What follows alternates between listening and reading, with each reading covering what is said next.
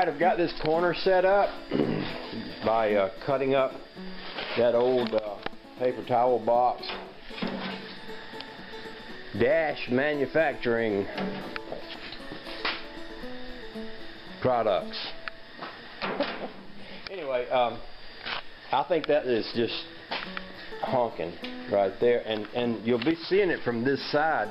So this is what you'll see, you know, from the kitchen, which squares up this corner. It also brings this rough edge someplace to go to, and if you look down in here, there's some pretty deteriorated edges along through here. So what I can do is I can take the other end of this and put it in place down here. Then all I got to do is find me a little piece of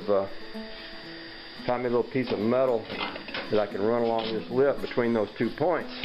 Oh, I'll be in good shape then. So we're building it as we go. The other side I don't know what I'll do with, but it's not as critical because it's going to be up in the corner. Nobody's really ever going to see it. I could literally put a couple of blocks of 2x4s just as spacers back there, but what I'm thinking about doing is making this kind of strong enough to run an extra piece of metal along the back to reinforce it a little.